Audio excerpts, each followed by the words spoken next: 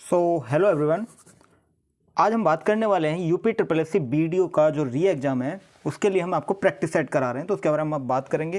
देखिए, ये आज का जो प्रैक्टिस सेट है ये हिंदी का प्रैक्टिस सेट, ये आपका हिंदी का जो प्रैक्टिस सेट है ये आपका कल होने वाला था, लेकिन आपकी कल क्लास नहीं हुई थी। मैंने कम्युनिटी पे नोटिफिकेशन डाल दी थी आपकी कि जो हिंदी की क्लास है वो नेक्स्ट डे यानी कि आज करा दी जाएगी। तो आज आपकी हिंदी की क्लास होगी और उसके बाद में आपकी जीके की क्लास मिलेगी। ठीक है, ये हिंदी की क्लास अपलोड होने के बाद में शाम में आपकी जीके की क्लास मिलेगी। तो दोनों क्लास आज कंप्लीट करा दी जाएंगी, कल की भी और आज की भी। ठीक है, कल से हमारी वही एक हिंदी और नेक्स्ट डे जीके की क्लास चलेगी। ठीक है, तो हमारे साथ जुड़े रहिएगा। चलिए, आज हम बात करने वाले हैं हिंदी के बारे में। यह है आपका दूसरा प्रैक्टिस सेट, घटना चक्र का ये प्रैक्टिस सेट लिया गया है। अगर आपके पास बुक है तो बहुत अच्छी बात है, और नहीं है तो हम बैठे हैं आपके लिए। ठीक है, चलिए, क्वेश्चन है वह स्वतः ही जान जाएगा। इसमें आपको सर्वनाम बताना है कि क्या है सर्वनाम। तो इसके अंदर आपका निजवाचक सर्वनाम आएगा। ठीक है, निजवाचक, इसका right answer option number B हो जाएगा। अगला क्वेश्चन आपका है, जब कोई सरकारी पत्र, कार्यालय ज्ञापन या ज्ञापन एक साथ अनेक परिस्थितियों को भेजा जा रहा हो तब उसे क्या कहा जाता है। तो उसे क्या कहा जाता है, उसे कहा जाता है परिपत्र। क्या बोला जाता है, परिपत्र बोला जाता है। ठीक है, ये आपको ध्यान रखना है, उसे बोला जाता है परिपत्र। अगला क्वेश्चन है, महावीर प्रसाद द्विवेदी ने आदिकाल को क्या संज्ञा दी है। तो महावीर प्रसाद द्विवेदी ने आदिकाल को जो संज्ञा दी है वो दी है बीज बपन काल। कौन सी, बीज बपन काल। ठीक है, ऑप्शन नंबर डी हो जाएगा राइट आंसर, बीज बपन काल। अगला क्वेश्चन है, दिए गए शब्दों में से नित्य एक वचन में प्रयोग होने वाला कौन सा शब्द नहीं है। जनता, पानी, हस्ताक्षर, आकाश। कौन सा नहीं है। तो इसका राइट आंसर हो जाएगा क्या, इसका राइट आंसर हो जाएगा, बताइए, आंसर करेंगे सभी। तो ये हो जाएगा हस्ताक्षर। ठीक है, ऑप्शन नंबर सी हो जाएगा राइट आंसर। ठीक है, अगला क्वेश्चन आपका है, हिंदी स्वरों का वर्गीकरण जब जीव के भाग के आधार पर किया जाता है तो निम्नलिखित में से कौन सा भेद इसके अंतर्गत नहीं आएगा। कौन सा भेद नहीं आएगा इसके अंतर्गत। तो इसके अंतर्गत कौन सा नहीं आता है, तो आंसर होगा इसका विव्रत स्वर नहीं आता। ठीक है, ऑप्शन नंबर डी हो जाएगा राइट आंसर, विव्रत स्वर इसके अंदर नहीं आता है। अगला क्वेश्चन है, निम्नलिखित में से कौन सा शब्द वर्तनी की दृष्टि से गलत है। वर्तनी की दृष्टि से कौन सा शब्द गलत है। पांचवा, गांधी, बांस या आँख।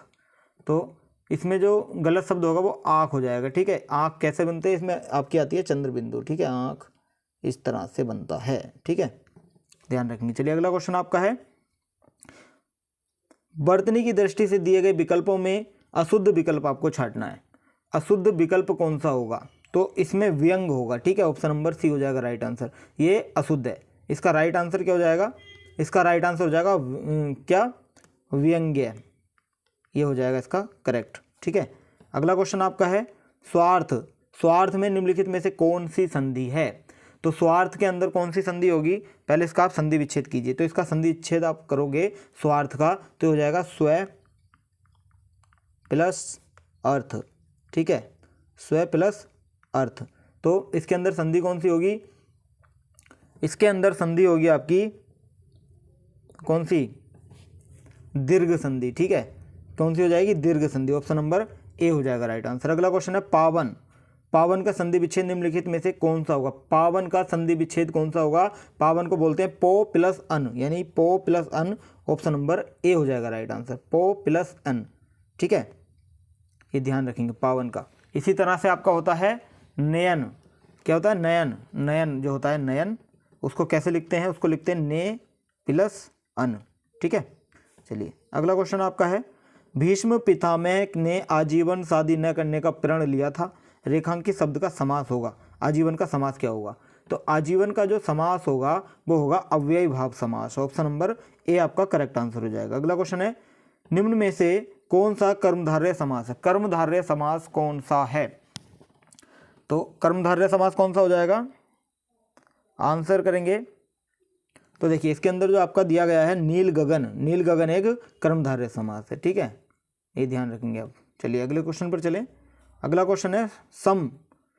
सम उपसर्ग से बना शब्द निम्न में से कौन सा है। सम उपसर्ग से बना शब्द कौन सा होगा, तो ये होगा आपका,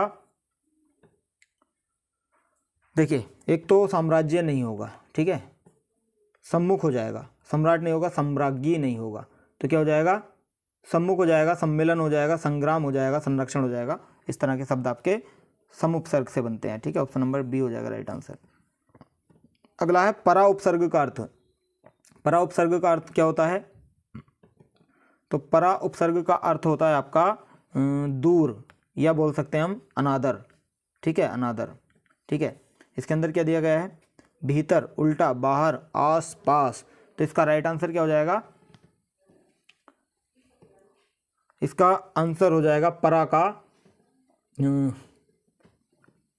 उल्टा, ठीक है। ऑप्शन नंबर बी हो जाएगा राइट आंसर। क्या हो जाएगा? परा का जो अर्थ हो जाएगा वो हो जाएगा उल्टा, ठीक है, ध्यान रखेंगे। चलिए अगला क्वेश्चन है कृदंत। कृदंत शब्द या कृत प्रत्यय का उदाहरण क्या है? कृदंत शब्द का उदाहरण क्या होता है? कृदंत शब्द का उदाहरण होता है आपका क्या?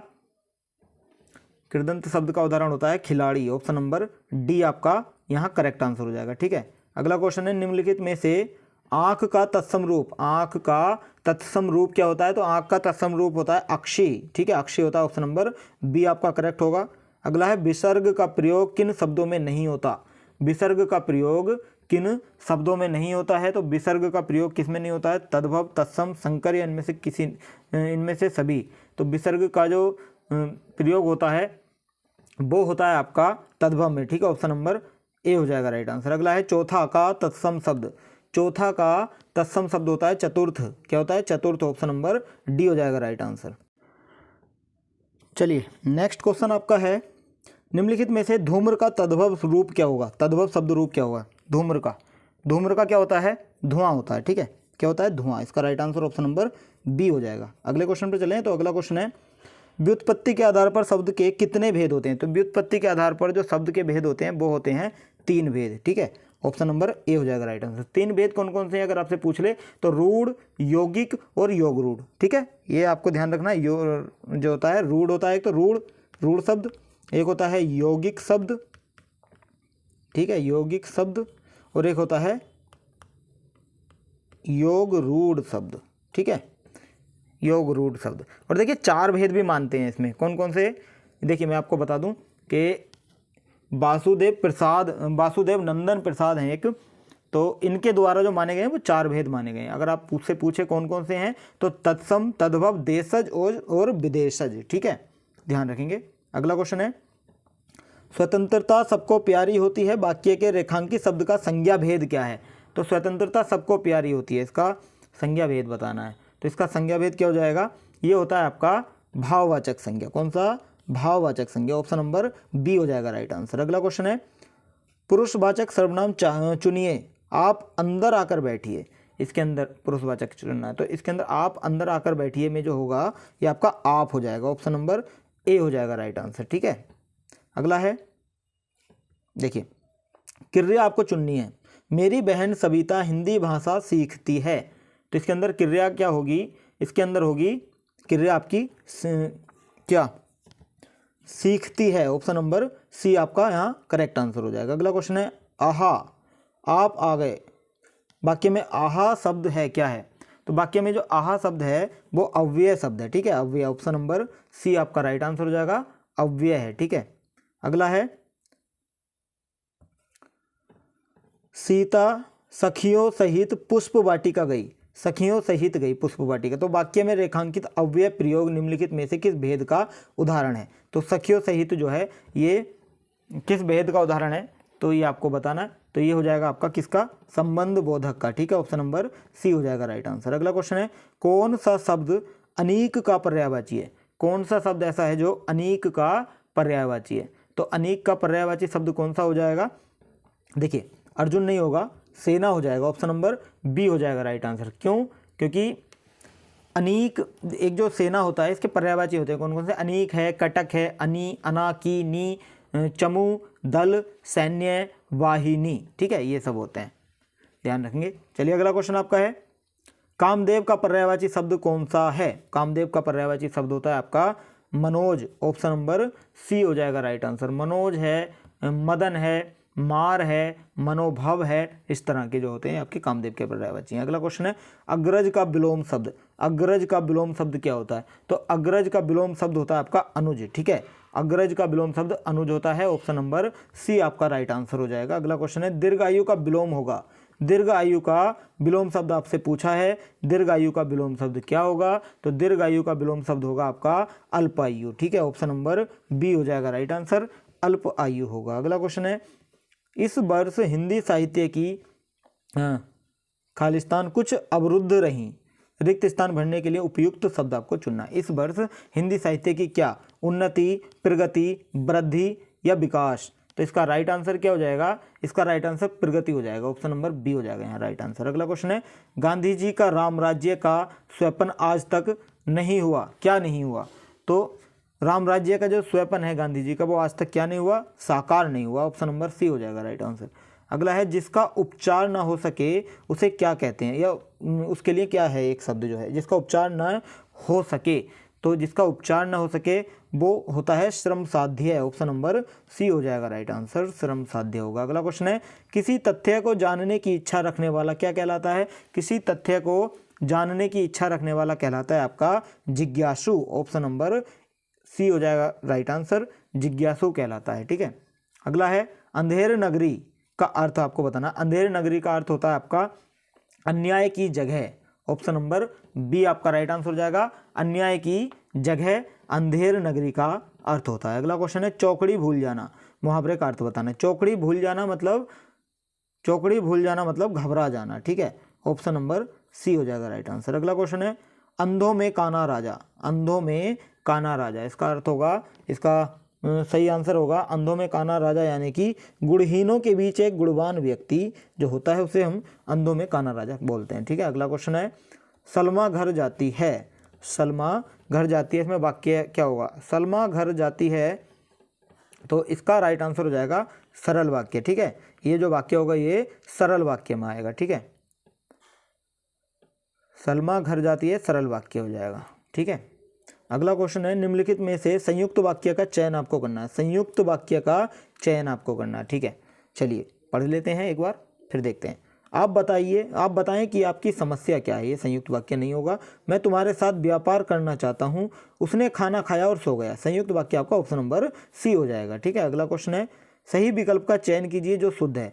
तुम तुम्हारा काम करो, तुम तुमका काम करो, तुम तेरा काम करो, या तुम अपना काम करो। इसमें शुद्ध पूछा है तो शुद्ध इसका राइट आंसर हो जाएगा डी, तुम अपना काम करो, ऑप्शन नंबर डी हो जाएगा राइट आंसर। अगला क्वेश्चन है, राम आम खाता है, इसमें वाच्य का कौन सा रूप है? राम आम खाता है, इसमें जो वाच्य का रूप होगा वो कृत वाच्य होगा, ऑप्शन नंबर सी हो जाएगा राइट आंसर।